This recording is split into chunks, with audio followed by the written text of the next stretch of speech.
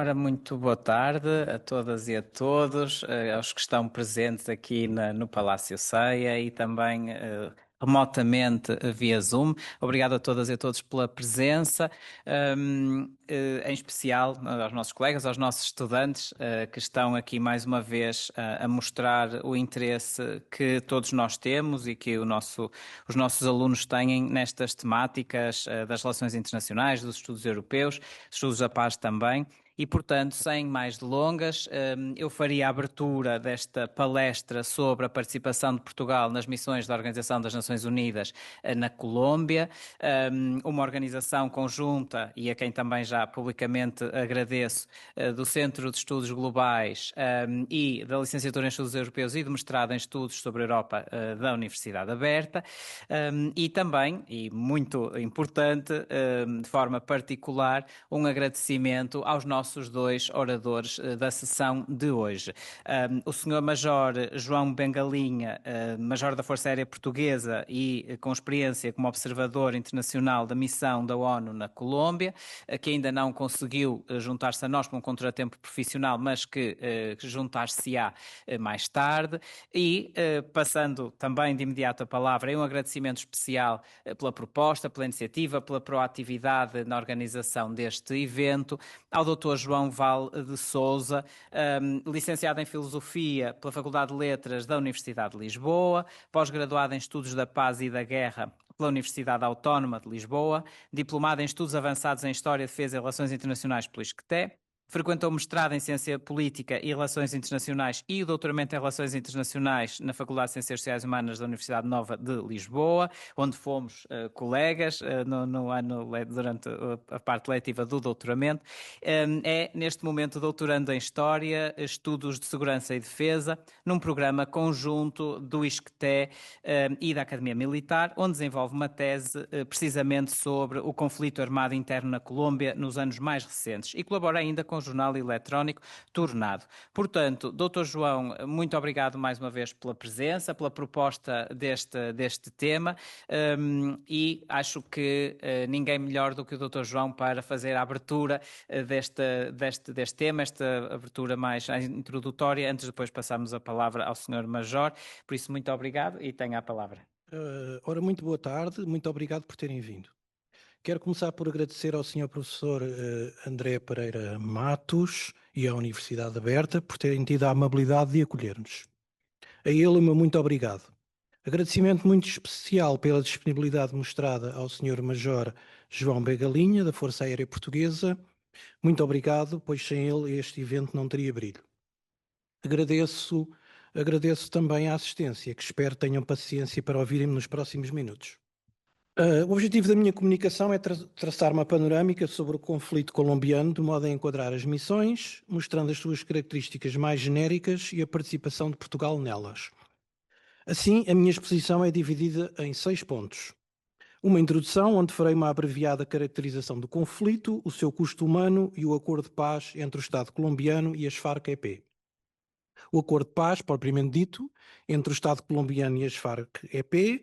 Depois falarei sobre a primeira missão, a segunda missão, a participação de Portugal em ambas as missões e depois, para terminar, um resumo conclusivo e considerações finais. No decurso da minha exposição, não falarei da participação de Portugal nos mecanismos financeiros de apoio ao processo de paz, dos portugueses que são funcionários da ONU e também das ONG portuguesas. O atual conflito armado interno colombiano é caracterizado pelos seguintes aspectos. É de longa duração, com mais de meio século, estabelece o seu início em 1964, sendo herdeiro de um outro período de violência política. É multicausal, onde a incapacidade do Estado em governar partes do seu território foi uma das causas, mas também uma consequência. De severidade variável, grande heterogeneidade da violência, predominantemente em meio rural, envolvendo uma multiplicidade de atores beligerantes que estão aí mostrados nesse slide. O Estado, através das Forças Armadas e da Polícia Nacional, as guerrilhas de extrema-esquerda, com destaque para as Farc, o ELN e o M19, organizações criminosas que dedicam-se principalmente ao narcotráfico, como os extintos cartel de Medellín e de Cali, e os paramilitares da extrema-direita, como as Autodefesas Unidas da Colômbia, onde todos, num conflito onde todos combateram-se contra todos, assistindo-se a um cenário verdadeiramente hobbesiano de todos contra todos. Atualmente, os atores estatais principais são as dissidências ou desertores das Farc-EP, como a Segunda Marquetália, Exército Bolivariano, de Ivan Marques, aí no canto superior esquerdo, ou o Estado-Maior Central, de Ivan Mordisco, o canto superior direito. O Exército de Libertação Nacional e o agora, desde finais de fevereiro de 2024, autodenominado Exército Gaetanista da Colômbia, grupo sucessor dos paramilitares da ZAUC. Estes são os principais, mas há uma miríade de outros grupos não governamentais que participam no conflito.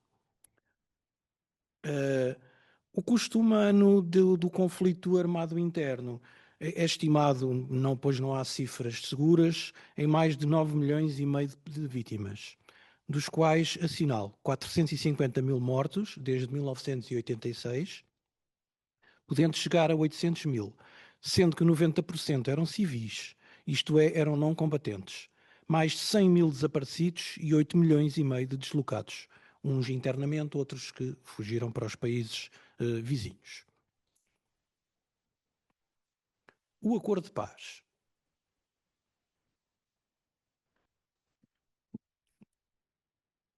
Nesta infografia podem ver um resumo muito abreviado do processo de paz que começou de facto em 2010 de uma forma secreta e que depois em Oslo, na Noruega, quando depois foi descoberto que o governo estava a negociar com as guerrilhas das Farc-EP, o processo passou então a ser público e passou então para Havana, em Cuba, onde se desenrolou até ao final.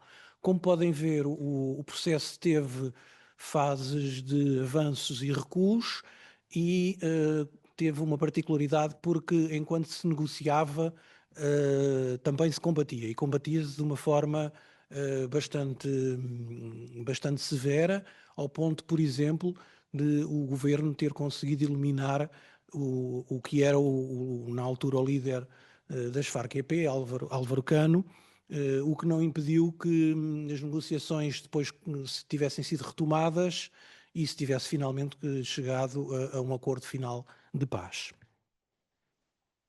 Esta foi uma negociação ampla, pois ela não contemplou só o desarmamento, a desmobilização e a reintegração, ela também incluiu alterações estruturais na sociedade que iremos ver a seguir. O acordo tem 6 grandes pontos que estão aí discriminados.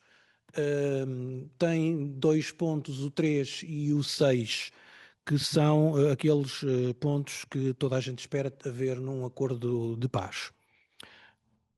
Tratam diretamente com questões que lidam com o fim das hostilidades violentas e a implementação e verificação do seu cumprimento, portanto, procurando-se obter uma paz negativa.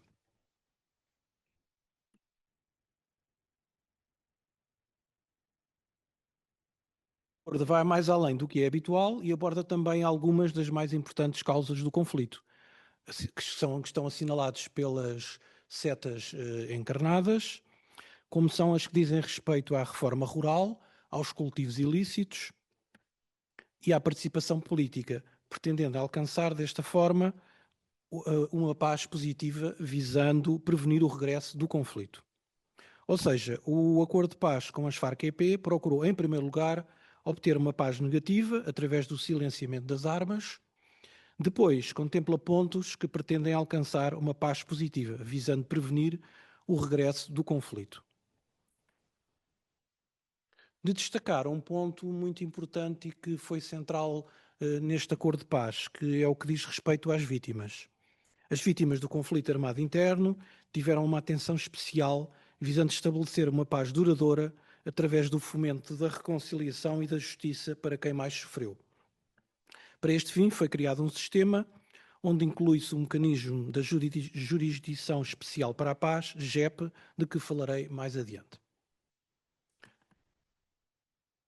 Aqui podem ver uma fotografia da assinatura formal do acordo, que foi em finais de agosto de 2016, que ocorreu em Cartagena de Índias e contou, como podem verificar, com um vasto apoio internacional, pois pode-se verificar que está ali, entre outros, o atual rei emérito de Espanha, Juan Carlos, o presidente de Cuba, Raul Castro, na altura presidente de Cuba, Raul Castro, o que era na altura secretário-geral das Nações Unidas, Ban Ki-moon. Ao centro está o presidente Juan Manuel Santos e à direita, de óculos e barba, o que era o líder das Farc-EP, conhecido pelo nome de guerra, Timoshenko. De modo a poder entrar em vigor, o acordo de paz é submetido a um plebiscito num domingo, no início de outubro de 2016, e é, surpreendentemente, reprovado por uma margem muito estreita, como podem verificar pelo mapa que está no canto superior esquerdo. É uma surpresa porque todas as sondagens feitas antes do plebiscito diziam que o sim à paz iria ganhar aí por volta de 60%, havendo mesmo algumas sondagens que indicavam que essa margem podia alcançar mesmo os 80%. Mas as sondagens na Colômbia não têm grande credibilidade. E, portanto, foi uma grande surpresa quando o não ganhou. No final, portanto, o plebiscito ocorre no primeiro domingo de outubro de 2016 e no final dessa semana, portanto, essa semana é a semana dos prémios, de entrega dos prémios Nobel, e o Comitê Nobel da Paz decide na sexta-feira, portanto, no final da semana, depois de uma semana de choque e de confusão, pois não se sabia o que é que se haveria de fazer depois da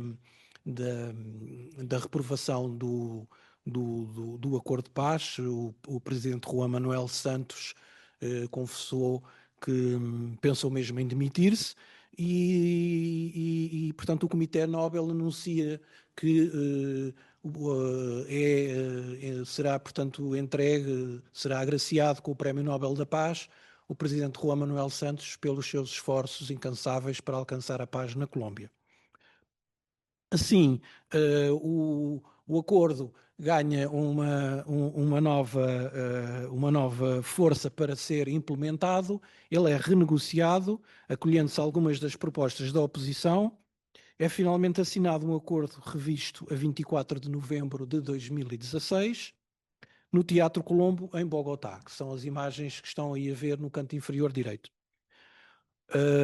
Depois ele vai ser então ratificado pelo Congresso no final de novembro. Vai então entrar em vigor formalmente no início de dezembro de 2016. Este atraso teve repercussões nas tarefas da missão das Nações Unidas, como veremos adiante.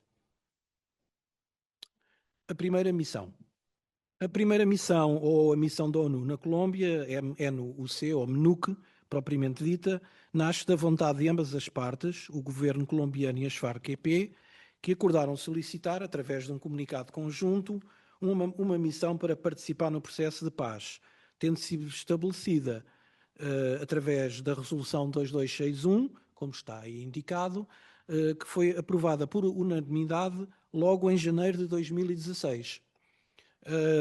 As suas funções começariam logo após a assinatura do Acordo de Paz e teria então uma duração de 12 meses, sendo chefiada por um representante especial nomeado pelo secretário-geral da ONU.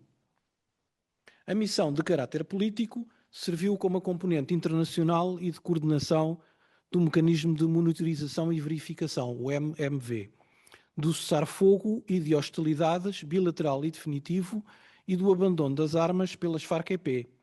Foi este mecanismo tripartido, atenção a este pormenor, que juntou a missão, o governo e as Farc-EP, que efetivamente efetuou o trabalho de supervisão do fim das hostilidades e do agrupamento, desarmamento e desmobilização das Farc-EP. A resolução indicava que o secretário-geral das Nações Unidas teria que comunicar ao Conselho de Segurança informações detalhadas em relação ao tamanho, aspectos operacionais e mandato da missão, para que este órgão aprovasse-o, o que foi feito através de uma resolução que foi aprovada por unanimidade em setembro de 2016. A missão teve 490 observadores internacionais, os OI, que integraram a missão, eram militares e polícias, mas tinham uma característica especial: não envergavam o seu uniforme nacional, nem estavam armados, o que fez com que não fossem aquilo que nós habitualmente vemos num capacete azul. Houve também uma componente que integrava civis e ainda voluntários. A missão foi maioritariamente constituída por membros da Comunidade de Estados Latino-Americanos e Caribenhos, a CELAC, que mais à frente iremos ver a sua composição. Foi a missão onde esteve presente o maior número de mulheres. Na taxonomia das missões de paz da ONU, ela é qualificada como de consolidação da paz, pois segue-se a um acordo de paz e é solicitada pelas partes contratantes. Disto tudo resulta que esta tenha sido vista como uma missão única na história da ONU. O mandato foi, como já indiquei, verificar o cessar-fogo e de hostilidades bilateral e definitivo e de receber e destruir as armas e o armamento instável das Farc-EP. Este material militar foi destruído e foi utilizado para construir 3 monumentos que foram erigidos em Bogotá, em Nova Iorque, e deveria também ter sido construído um em Havana. Para finalizar, a missão não era atualidade na ONU na Colômbia, pois a ONU já estava presente no país e continua com as suas várias agências. A missão espalhou-se pelo território colombiano, conforme podem estar a ver aí, desculpem, que eu toquei aqui inadvertidamente no rato. Tinha, portanto, 3 níveis. Um nível nacional, a sede, na capital, Bogotá, e depois,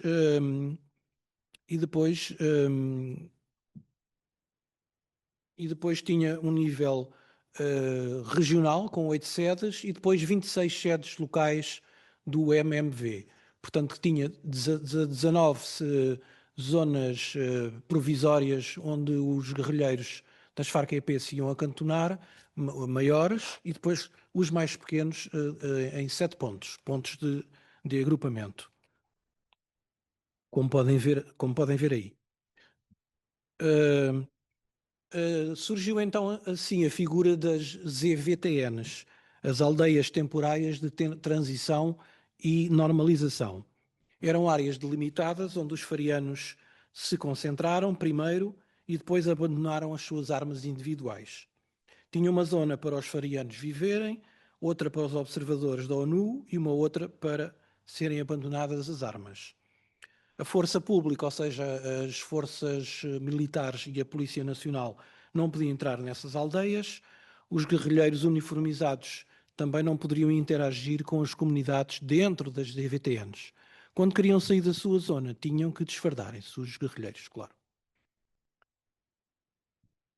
O processo de derração de armas, que é traduzido de uma forma que não é completamente correta, que é o abandono das armas pelos guerrilheiros, deve ser referido que é entendido que os guerrilheiros não entregaram as suas armas a ninguém, nem ao governo, nem à ONU. Logo, o acordo não contempla uma rendição por parte das Farc-EP, pois não é entendido como uma rendição e muito menos como uma capitulação. A ONU recolheu as armas abandonadas e certificou o seu abandono individualmente. Cada um dos guerrilheiros assinou um compromisso de não voltar a pegar em armas. Um representante do governo entregou um certificado final em como tinham sido cumpridos todos os passos acordados. Em 27 de junho de 2017, as Farc-EP entregaram as suas últimas armas. O total de material militar recolhido está aí explicado nessa infografia. onde eu destaco as perto de 9.000 armas individuais, além de, portanto, minas, granadas e outro tipo de armamento instável. Vamos passar agora então à segunda missão.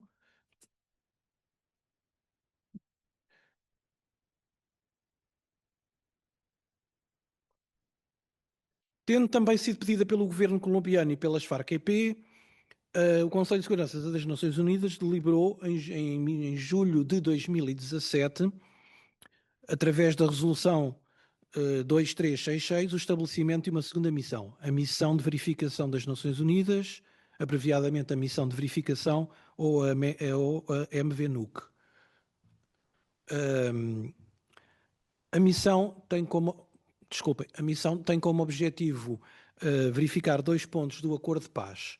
O ponto 3.2, por isso é que eu estou lá atrás, estive a falar dos pontos individualmente, que diz respeito à reintegração dos ex-guerrilheiros nos planos político e socioeconómico. E o ponto 3.4, as garantias de segurança pessoais e coletivas dos ex-combatentes, das suas famílias e ainda a proteção das comunidades e as organizações nos territórios e a luta contra as organizações e atividades criminosas. O funcionamento é muito semelhante ao primeiro, pois esta missão é herdeira da primeira, porque ela iniciou as suas funções no dia a seguir a ter terminado a primeira missão. Portanto, ela começou nos finais de setembro de 2017. Teve a duração inicial de 1 ano, tendo visto sucessivamente o seu mandato ser renovado unanimemente anualmente, pois todos os anos tem que ir ao Conselho de Segurança para ser aprovada uma nova resolução para que a missão continue o seu labor no terreno e tem sempre anualmente que ser renovado o seu mandato.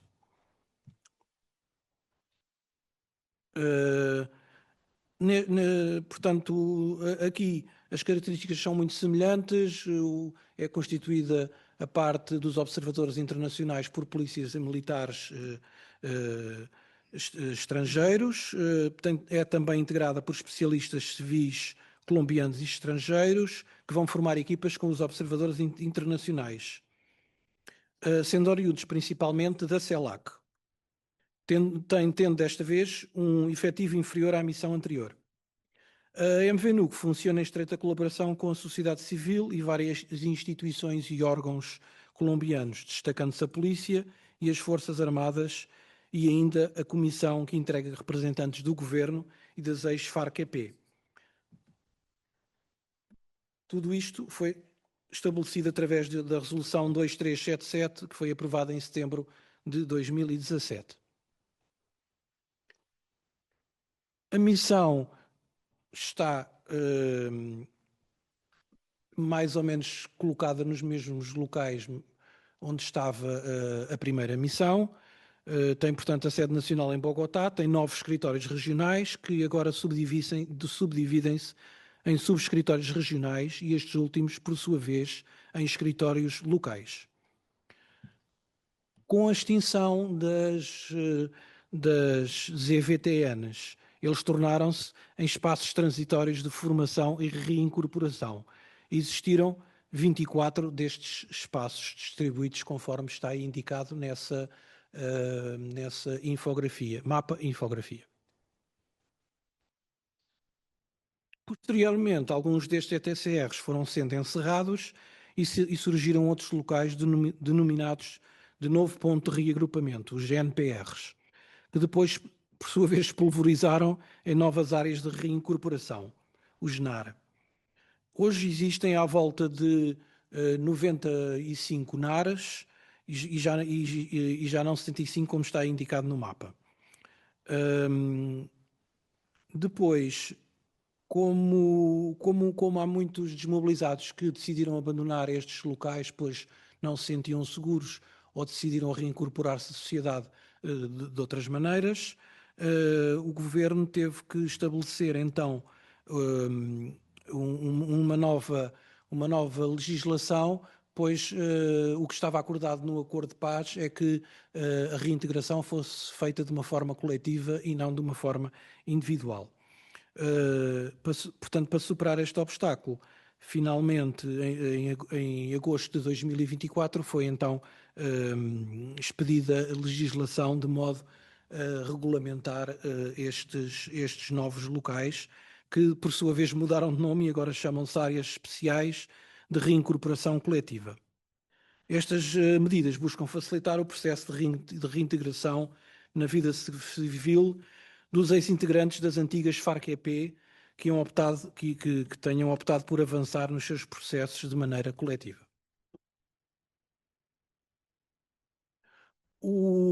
A missão já teve 4 ampliações do mandato inicial, 2 temporárias e 2 definitivas. Como já indiquei, outra das guerrilhas ativas na Colômbia é o Exército de Libertação Nacional, o ELN.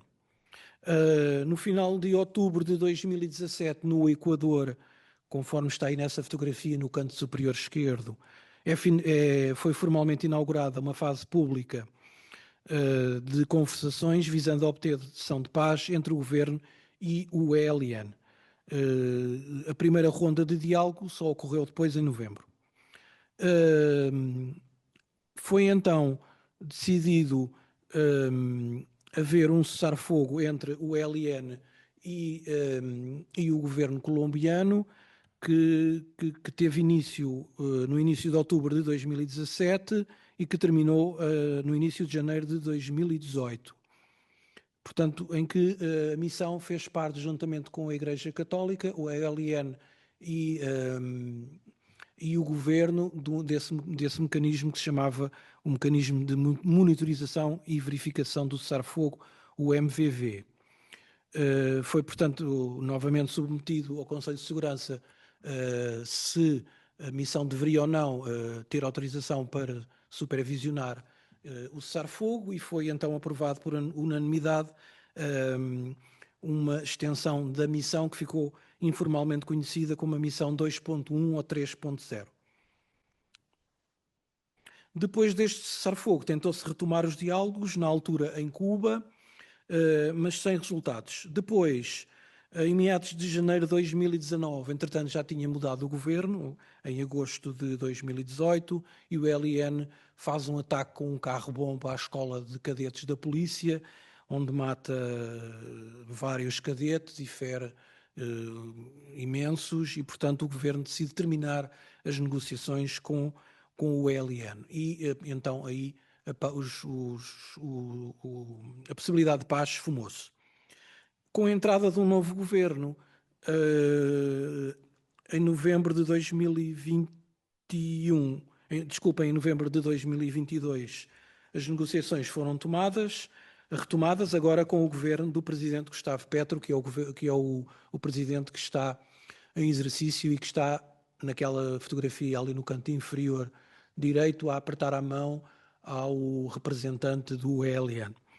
O presidente chama-se Gustavo Petro.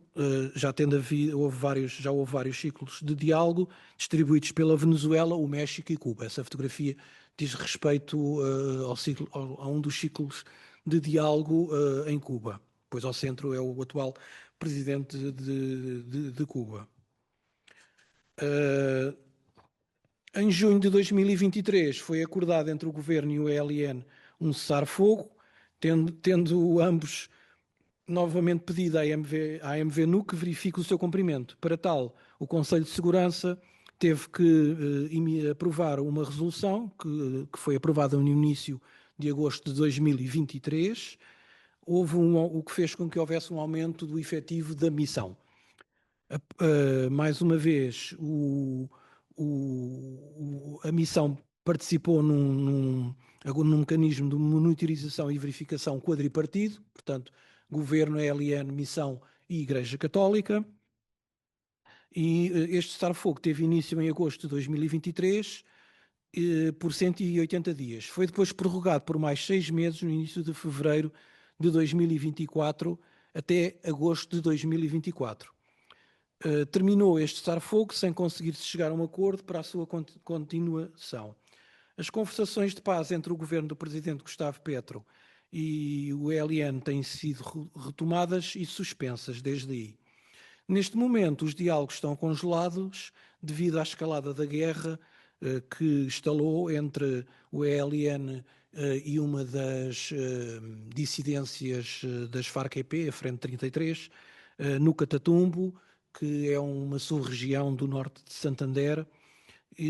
Portanto, isto ocorreu desde meados de janeiro de 2025, que não há diálogos entre o governo e o ELN. Além destes prolongamentos do mandato da missão, houve também uma ampliação que se tornou definitiva, que é a verificação das penas próprias da JEP. A JEP é Jurisdição Especial para a Paz e é o sistema transitório de paz que foi acordado entre o governo e as Farc-EP.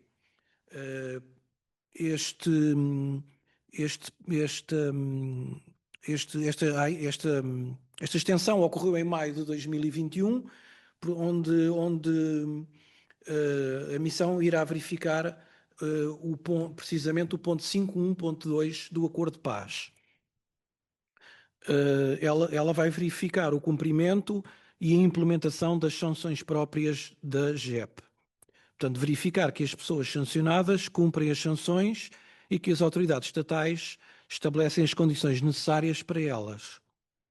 Não serão, portanto, abrangidas a quem reconheça a verdade e a responsabilidade dos atos que cometeu. Terão uma função restaurativa e reparadora do dano que foi causado. Os casos mais adiantados, portanto, são 11 casos no total. É o caso 01, os reféns feitos pelas Farc-EP, o caso 03, que diz respeito aos falsos positivos cometidos pelos agentes do Estado. Estas penas próprias têm como característica de restringirem a liberdade e os direitos, exceptuando os políticos, de 5 a 8 anos a quem for abrangido por elas. Mas, no entanto, não haverá prisões não haverá penas de prisão efetiva.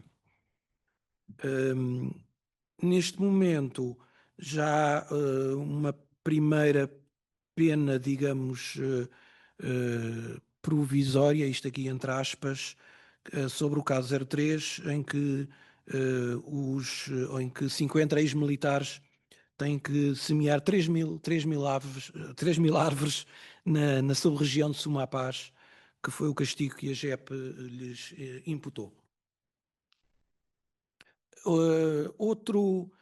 Portanto, em resposta também a mais uma solicitação do governo e das Farc-EP, foi pedido à missão para ampliar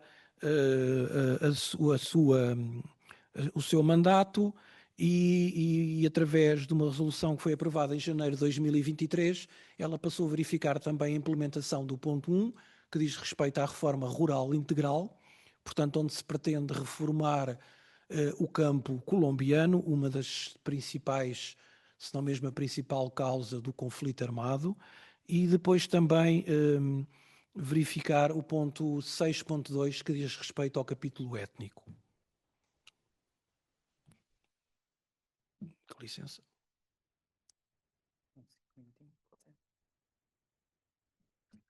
Tem que ser, sim. As Nações Unidas pediram, então, a participação na primeira missão e o Presidente da República e o Governo propuseram em setembro de 2016, tendo depois sido autorizado em outubro, que Portugal integrasse a missão com até 16 elementos. Portugal, em meados de novembro de 2016, enviou então os primeiros militares e polícias portugueses. Portugal tinha... o efetivo de Portugal vai ser em formato de elemento nacional destacado, não é, portanto, numa força nacional destacada, como, por exemplo, existe agora na República Centro-Africana ou como existiu, por exemplo, na Bósnia. Esses quadros servem para compararem o nosso efetivo em agosto em agosto primeiro da esquerda, em agosto desculpem, em dezembro de 2016 à esquerda e depois à direita em agosto de 2017. Estão listados um total de 19 países. Num dado momento da primeira missão, os portugueses estavam espalhados onde estão assinaladas essas bandeiras. Portanto, como podem ver, os nossos compatriotas foram pulverizados por todo o território colombiano. Este slide foi-me graciosamente concedido a sua exibição pelo Tenente-Coronel, na altura, José Crespo, do Exército, que serviu como o elemento de ligação entre os militares portugueses e polícias que estavam no terreno, as autoridades colombianas e as autoridades portuguesas. Ele está aí assinalado dentro do círculo amarelo, nesta fotografia de família, como eu lhe chamo, que foi feita por ocasião do 10 de junho de 2017 na Embaixada Portuguesa. Dentro do círculo verde está o então embaixador de Portugal. No círculo encarnado está que era a Secretária de Estado da Cooperação e dos Negócios Estrangeiros, e no círculo roxo está uma na altura, capitão de artilharia do Exército, que irei falar mais à frente o papel que ela teve na missão. Na primeira missão participou um total de 14 efetivos, onde destaco 3 senhoras. Atualmente Portugal tem um capitão do Exército, uma comandante da Armada, um intendente da PSP, portanto tendo neste momento um total de 3 elementos, e sendo portanto um deles uma senhora. No total, Portugal já participou com 38 militares e polícias, sendo que tenho que destacar o papel de 11 senhoras. Este caso aqui eu já não tenho tempo para falar, vão-me desculpar, podemos depois falar na parte de perguntas e respostas. Isto foi um caso em que se viu envolvido um militar da Armada Portuguesa que serviu para as Nações Unidas mostrarem que eram uma entidade neutra e que não iriam tolerar indisciplina internamente e que portanto, não iriam tomar partido a favor de nenhuma das partes envolvidas e que não teriam pejo em castigar os seus próprios elementos que não cumprissem estritamente as regras. Deu-se o acaso de a última arma destruída das Farc-EP ter sido simbolicamente entregue ao presidente Juan Manuel Santos como já vos disse, então capitão de artilharia do Exército Português, Samantha Mateus, que está aí representado nessa fotografia.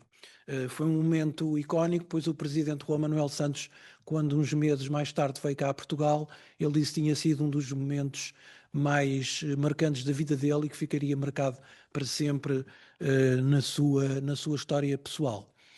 Não posso terminar sem dizer que mesmo durante a pandemia, como podem verificar, os nossos compatriotas estiveram presentes e fomos dos que estiveram sempre presentes, quer no terreno, como podem verificar no canto inferior direito, quer nos escritórios, o que mostra que nós somos que Portugal é um país confiável e que não se furta a cumprir as suas obrigações externas, mesmo nas situações mais difíceis, mais inesperadas e complexas.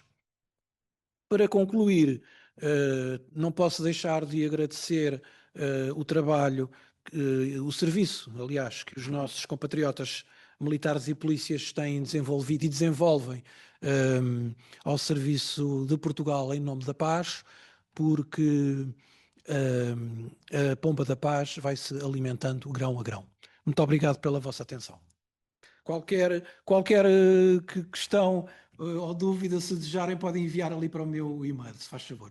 Muito obrigado. E termino. Muito obrigado. Desculpa Muito obrigado, Dr. João. pela extensão. Ora, essa, muito obrigado. Obrigado nós pela intervenção e por esta apresentação tão esclarecedora sobre os principais momentos deste tão complexo, delicado, importante processo de paz no mundo em que os conflitos estão cada vez mais a preocupar-nos. Acho que é um momento importante de reflexão olhando para estes exemplos e, portanto, sem mais demoras, dando as boas-vindas agora com a presença do Sr. Major João Bengalinha, passava-lhe de imediato a palavra, reiterando então o nosso agradecimento por se ter disponibilizado a vir aqui à nossa universidade e, portanto, o Sr. Major tem a palavra. E muito obrigado. Bom, muito obrigado aos presentes e para quem está em casa. Por outro lado, agradecer na pessoa do professor Dr. André Pereira Matos o convite pela Universidade Aberta. É com muita honra que me encontro aqui. Agradecer também, obviamente, por intermédio do Dr. João Valde Sousa, o facto de estar aqui. Eu sou major da Força Aérea Portuguesa, como podem ver pelo uniforme. Sou licenciado em Antropologia pela Faculdade de Ciências Sociais e Humanas da Universidade Nova de Lisboa. Depois fiz a pós-graduação em Engenharia Informática no ISCTE. Entretanto, depois, como não era ainda suficiente, resolvi fazer a licenciatura em Direito pela Faculdade de Direito de Lisboa e, bom, para além das formações militares e da pós-graduação em Ciências Militares e Aeronáuticas, neste momento encontro-me a fazer o doutoramento em Direito pela Universidade Nova de Lisboa, na Faculdade de Direito, e também sou mestrando da Universidade para a Paz das Nações Unidas na Costa Rica, em Paz, Resolução de Conflitos e Desenvolvimento, e também mestrando na Universidade Internacional La Rioja, em Espanha, em Direitos Humanos e Sistemas de Proteção. Bom, isto só para que me fiquem a conhecer não de uma perspectiva, é sempre um bocado pode parecer um pouco humilde da minha parte estar a falar sobre aquilo que estou a fazer ou que já fiz em termos académicos. De qualquer das formas, aquilo que gostaria de dizer é que a multidisciplinaridade é sempre muito importante e particularmente para uma missão como estas, que acima de tudo, como vamos ver, e como o Dr. João já o disse muitíssimo bem, é uma missão política. Portanto, para um militar temos que ter esta noção do que é uma missão de uma Força Nacional destacada, em que nós somos enviados, não é? Vamos para essa missão e vamos na condição militar, como militares com uniforme, armados. Aqui trata-se de uma missão que vamos à civil e não vamos armados, portanto, assume todo um outro contorno.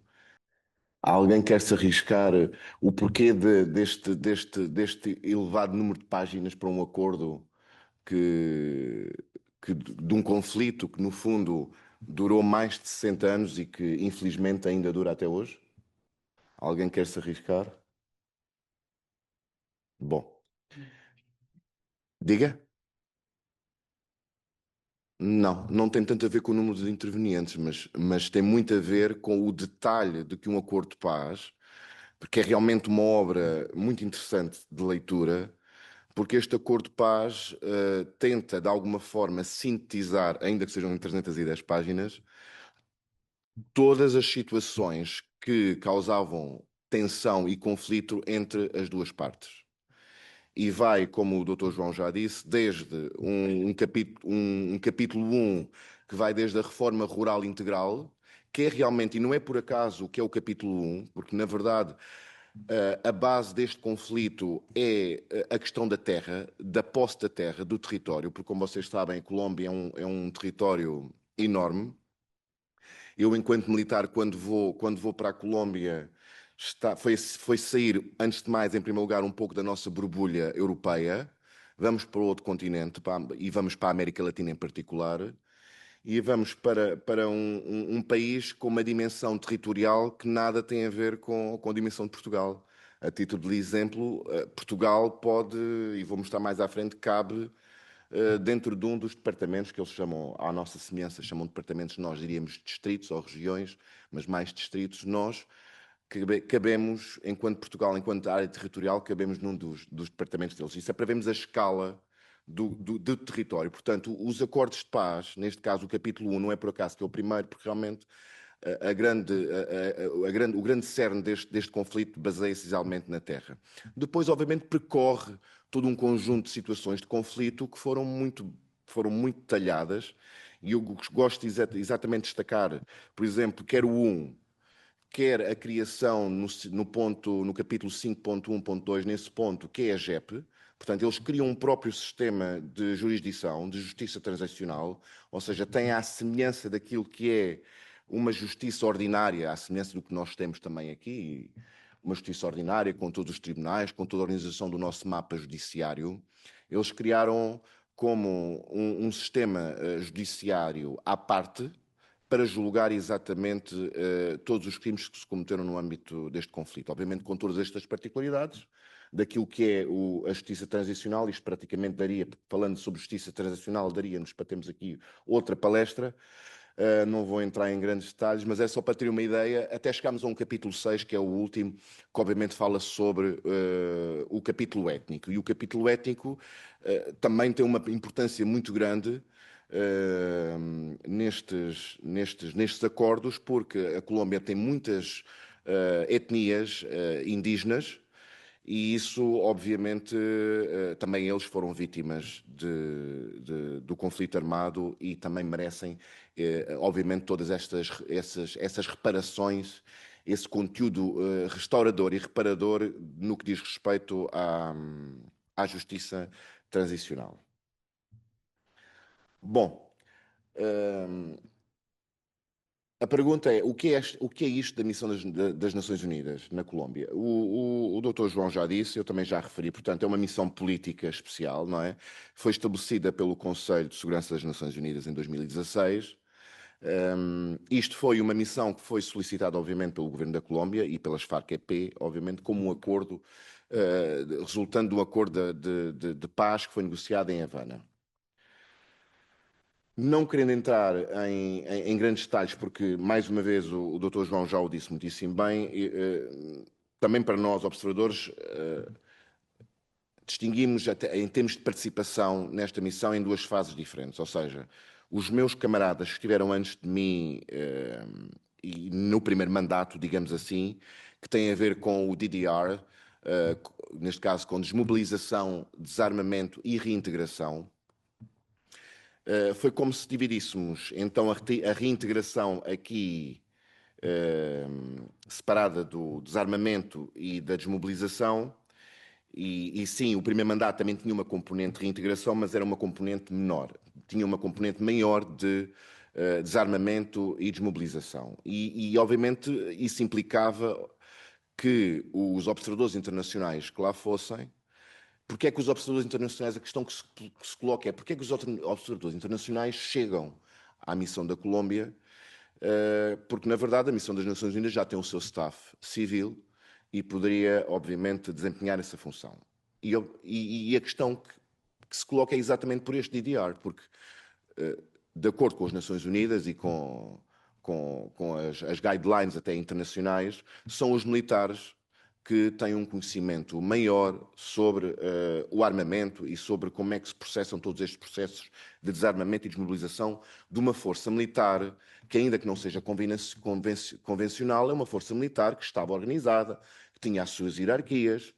Portanto, os militares são chamados à missão, não na qualidade de militares, mas não para desempenhar funções de militares, mas aproveitando os conhecimentos militares que tinham. E é por isso que alguns observadores internacionais vão, nesta primeira fase, fazer este levantamento desta recolha de armamentos das Farc-EP. Depois, neste segundo mandato, já entra com mais força, e é, por excelência, o processo da fase da reintegração.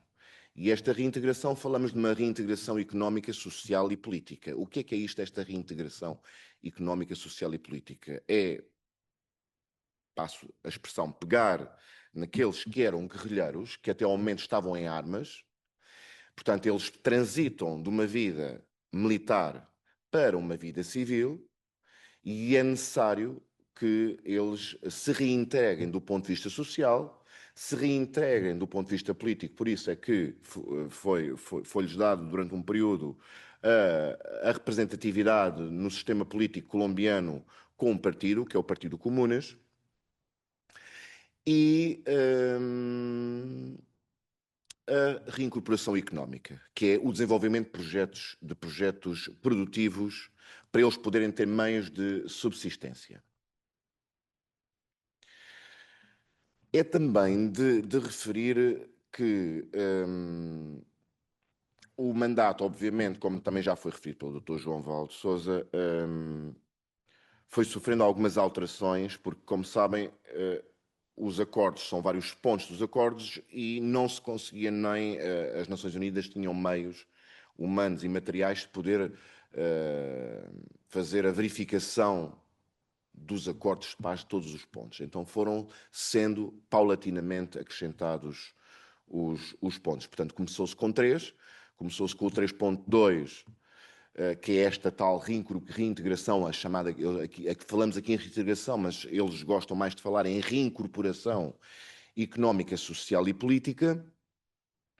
Depois, o 3.4, que é as garantias de segurança, que tem a ver com a segurança desses próprios combatentes, ex-combatentes, que decidem reintegrar-se na vida civil, mas continuam a ser alvos de algumas ameaças, e os números são bem explícitos, porque têm oscilado, mas tem havido momentos de pico em que particularmente são mortos os ex-combatentes das Farc, assim como também lideranças comunitárias que desempenham um papel muito importante naquilo que é a mediação ou a negociação do conflito até nas comunidades e na proximidade com o governo central e com as administrações locais. Portanto, este slide também já foi mostrado para terem uma ideia dos números. Portanto, estamos a falar de imenso armamento, de muitas minas. Eu gostaria de dizer que a Colômbia é um território que também tem muitas minas. Eu, quando lá estive, infelizmente tive a oportunidade de poder testemunhar alguns civis, inclusive, que foram mortos por minas, simplesmente por não conseguirem apanhar rede de telemóvel. A zona não estava assinalada e para tentar apanhar sinal de rede de cobertura acabaram por ser atingidos por uma mina antipessoal.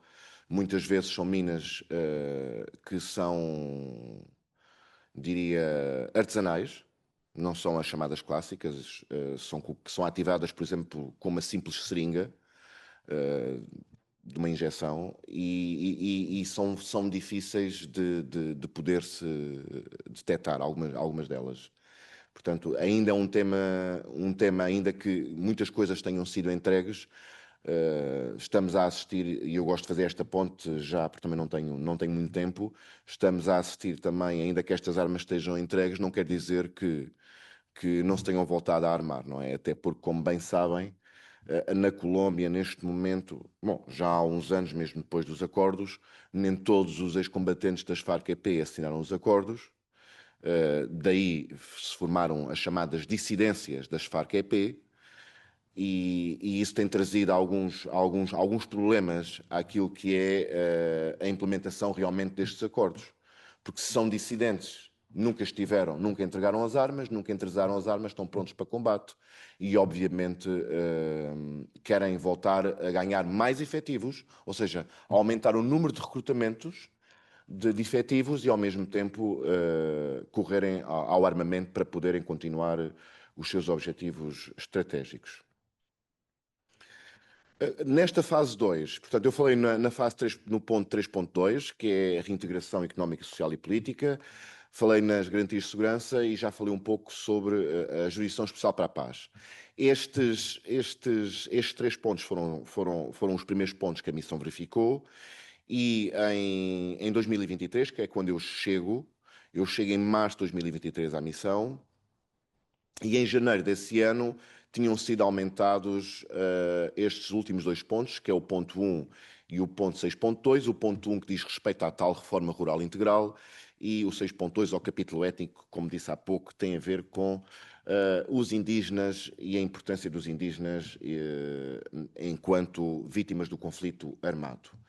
Já em agosto de 2023 eu tive esta particularidade também, além de me terem acrescentado ao desenvolvimento do meu trabalho enquanto observador internacional estes 2 pontos de verificação do mandato, e entre eles o 1, como já disse, que é um ponto muito importante.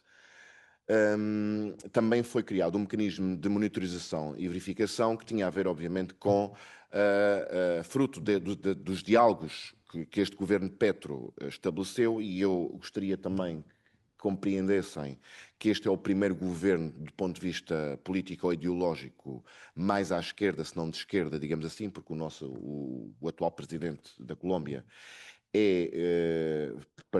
participou naquilo que era as M19, que era um movimento também insurgente, portanto muito ligado ideologicamente à esquerda marxista, digamos assim, e realmente ele tem este ideal da paz total. Portanto, deixo-vos também como desafio, se quiserem pesquisar, é muito interessante ver a questão do que é este conceito da paz total, que é uma paz para todos e a todos os níveis, porque a Colômbia não é só a questão deste conflito entre Farc-EP e governo colombiano, existem outras guerrilhas, existem paramilitares, existe a questão da delinquência juvenil, de todos os grupos do narcotráfico, portanto, tudo isto contribui para aquilo que é o aumento de tensões e de conflitos em território colombiano. Portanto,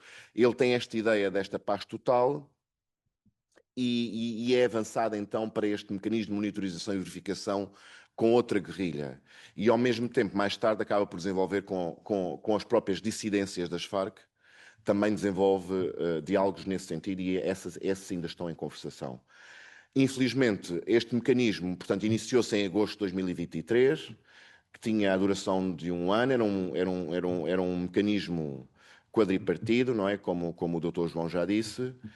Infelizmente não foi renovado e em particular na região, que já vou falar mais à frente, para onde eu fui escolhido para ir, e realmente é uma zona bastante complicada. Este mecanismo, obviamente, tinha a função de verificar se o cessar-fogo estava a ser cumprido, ou seja, se não haviam ataques, se haviam, também no ponto de vista preventivo, ter as pessoas sentadas à mesa de diálogos é importante, e qualquer situação que houvesse, quer de ameaças a líderes comunitários, quer ameaças a ex-combatentes por parte desta guerrilha, também eram reportadas. Foi criado todo um mecanismo de articulação, quer ao nível local até chegar ao nível nacional, e a mesa era ao nível nacional, não era ao nível local.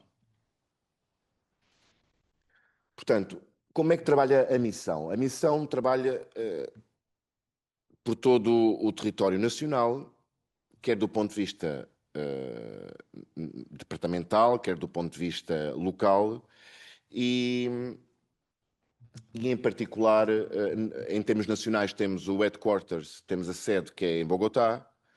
Depois temos oficinas regionais em alguns departamentos, e dentro desses departamentos também temos oficinas, digamos, escritórios locais. Peço desculpa, algumas vezes as palavras vão para o meu castelhano, para o meu espanhol, mas é porque o mindset ainda muitas vezes está aí. A missão atua sempre de uma forma independente e imparcial, portanto, estes são 2 dos nossos grandes princípios, a par de outros, como também a neutralidade, mas estes gosto de destacar pela independência e pela imparcialidade, porque é exatamente isso que vamos fazer lá. E também os observadores internacionais, como é óbvio.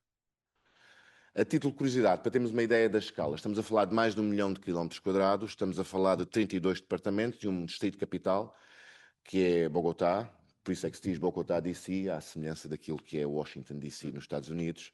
Portanto, estamos a falar de aproximadamente 50 milhões de habitantes. A presença da missão está em cerca de 11 sedes regionais, 6 sub-regionais, 14 locais e uma sede principal, como já disse. Eu não tenho aqui o apontador, mas vão lá ver no topo onde diz Cúcuta, que fica no departamento norte de Santander, tem ali, faz ali fronteira com a Venezuela. Ok, exatamente. Temos a oficina regional é em Cúcuta. Depois tem uma sub-regional em Barranca Bermeja e Arauca. E, portanto, é a maior oficina da missão, porque apanha mais do que um departamento. E a oficina regional é sempre em Cúcuta. E depois tem uma local em Tibu. Portanto, estamos na fronteira com a Venezuela e, como devem entender, tudo o que é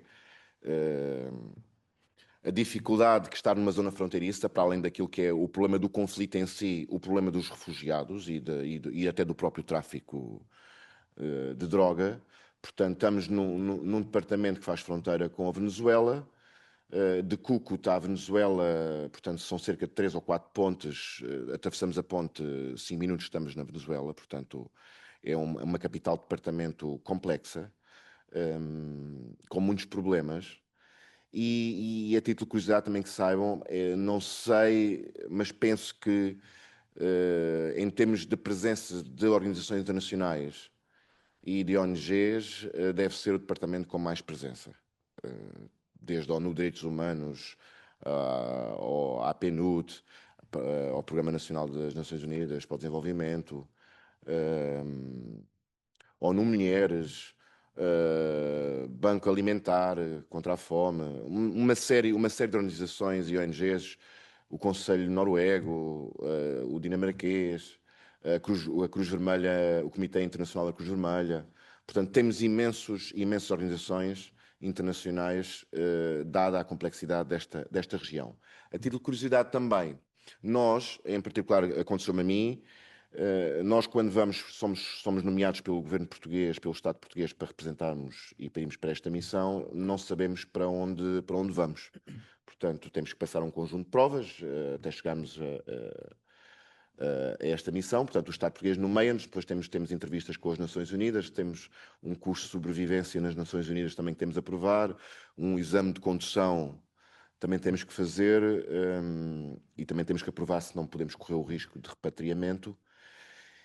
E é muito curioso que só no final de tudo isto é que sabemos onde é que somos colocados.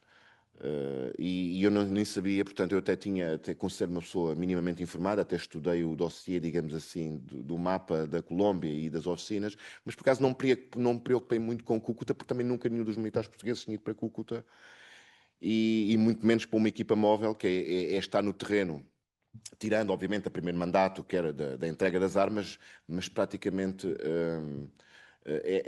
ir para o terreno para uma equipa móvel, muitas vezes os observadores internacionais estão mais nas sedes regionais ou nas subregionais a fazer todo um trabalho de análise. E foi muito curioso porque quando me disseram o Major Bengalinha vai para Cúcuta, eu nem sabia onde é que era Cúcuta, tive que ir ver, depois ainda por cima vamos ao Google, vemos logo que estava nas 50 cidades mais perigosas do mundo e foi assim, bom, muito bem, é um excelente desafio, ainda bem, prefiro ir para Cúcuta do que realmente ficar em Bogotá, porque trocar Lisboa, uma capital, por outra capital ainda que seja na América Latina, então o desafio foi muito bom.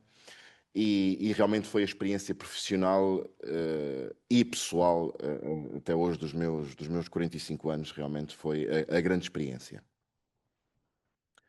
Para ter ideia, portanto, este departamento tem mais de 20 km², mais de 1,5 milhão de habitantes e 40 municípios. E a capital é Cúcuta. Portanto, eu devo-vos dizer, a ver se conseguem ver aqui o apontador. Portanto, se eu dividir, fizer aqui uma linha a dividir ao meio este departamento, portanto, o lado para a Venezuela, que aqui é a Venezuela, está mais na mão, digamos assim, do controlo da oficina local de Tibu.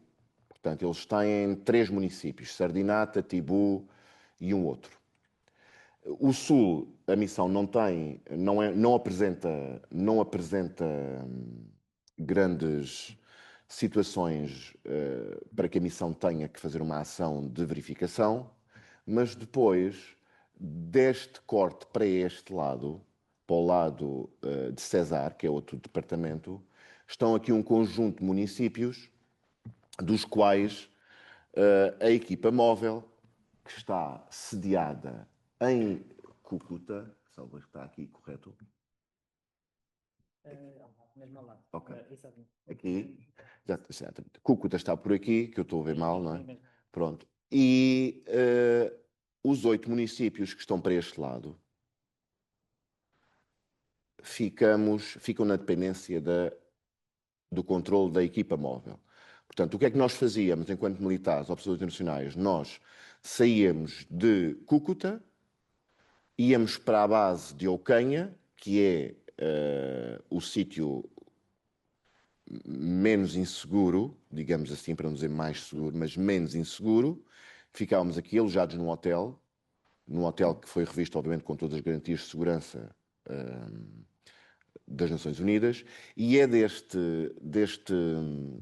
ponto que circulamos para os outros municípios, sejam eles San Calixto, Tiurama, El Carmen, Convención, La Playa de Belém e também um outro, eu não me recordo, deve estar para aqui. San Calixto, este.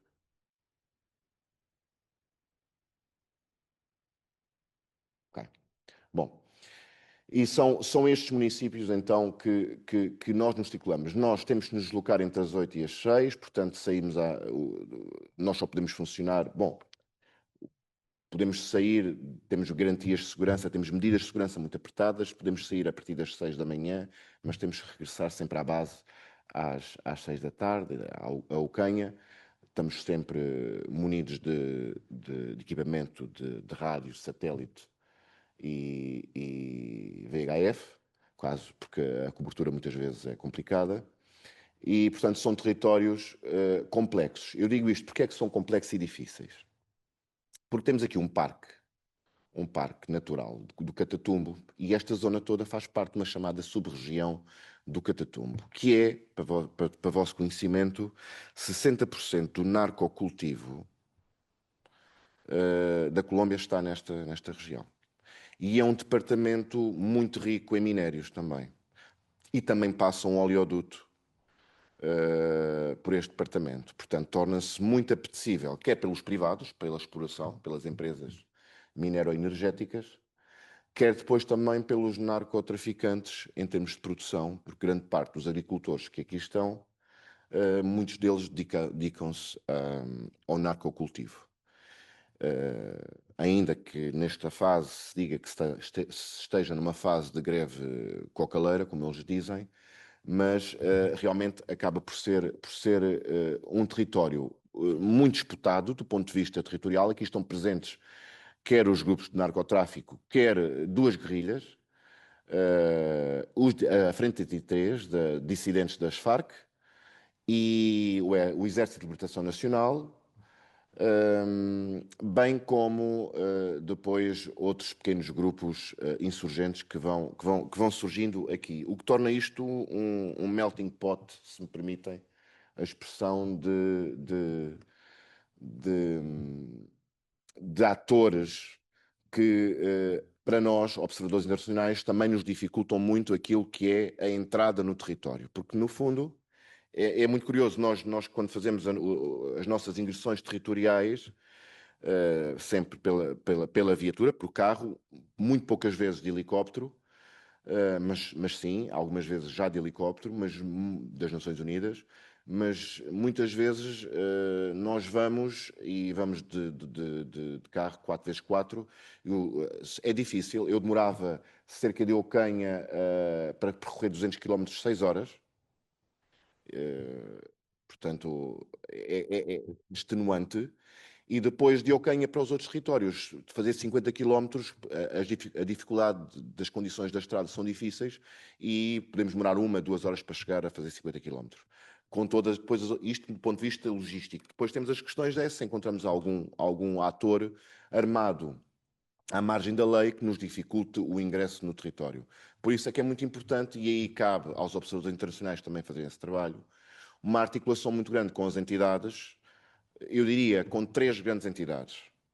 As administrações locais, os presidentes de Câmara, depois as personerias, que é uma figura muito interessante do ponto de vista jurídico, é um dos meus temas da minha tese de mestrado, que é, as personerias são como os defensores dos direitos humanos nas autarquias, mas é um órgão que está na dependência do Ministério Público, é um órgão estatal e que fazem como se fiscalizam o trabalho das administrações municipais, dos presidentes da Câmara, no sentido de verem se os presidentes de Câmara, se as administrações locais estão a cumprir com todas as suas promessas, com todas as suas políticas públicas naquilo que diz respeito à defesa dos direitos dos cidadãos e, em particular, nos direitos humanos. Portanto, e eles acabam sempre a fazer essa ponte. Portanto, são atores muito importantes, as personerias que existem em cada um dos municípios.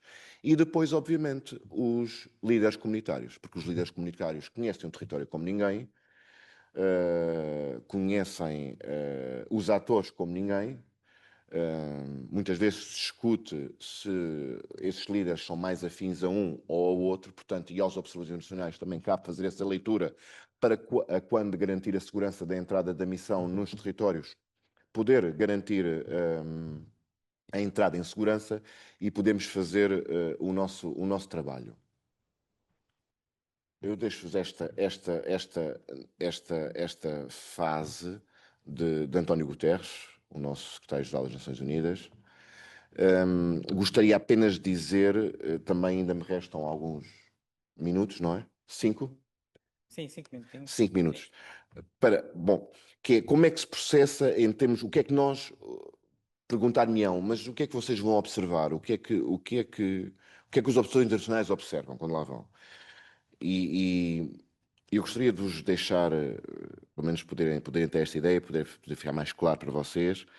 Nós funcionamos com equipas mistas. Mistas, isso significa que vamos com civis, ou seja, eu, na qualidade de observador internacional, sou militar, ainda que não esteja com uniforme, não esteja armado, mas trabalhamos os dois a civis, mas eu tenho um background militar e o outro não tem. E normalmente são voluntários civis que têm um contrato de 4 anos, e nós estamos só permanentemente lá durante um ano. O período de missão é um ano. Isto acarreta algumas dificuldades de missão, porque a nossa missão enquanto observadores é ganhar confiança nas comunidades, e ganhar confiança não é algo que se ganha em 2 ou 3 meses, é algo que é um processo de construção lento, e mais lento nos sítios, mais rápido noutros. E, portanto, esta é uma das críticas que sempre é feita pela missão até aos Estados, relativamente aos observadores internacionais, e eu também subscrevo, e também já transmiti a quem direito, que é o facto de, para quem está no terreno, para quem está a desenvolver um trabalho junto às comunidades, quando nós já temos as ferramentas todas para poder ter uma maior eficácia e uma maior eficiência neste trabalho, nestas tarefas, é quando já temos que regressar. Em termos de observação, nós vamos ao terreno, articulamos-nos com essas entidades, fazemos pontes, somos como se fôssemos oficiais de ligações, facilitamos contactos, porque o facto de termos um colete das Nações Unidas vestido, isso abre-nos muitas portas, portanto, portas que muitas vezes não são abertas ao cidadão comum, ao ex-combatente, e então fazemos este diálogo interinstitucional, nós facilitamos isso. Normalmente aos militares está mais incumbido um relacionamento de maior proximidade com as Forças Armadas colombianas como interlocutores e com a Polícia Nacional, por se dizer, e é verdade, temos a mesma linguagem, falarmos a mesma linguagem. Eu tive a sorte, e felizmente, de não trabalhar só com as Forças Armadas e com a Polícia Nacional.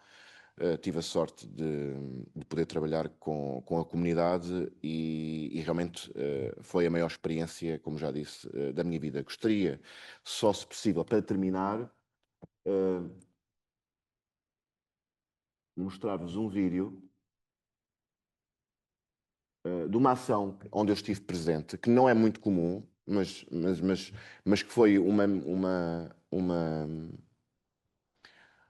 ação de um salvamento, de um resgate, diria, de uma entrega a uma comitiva humanitária de um cidadão sueco-americano que estava sequestrado por uma guerrilha.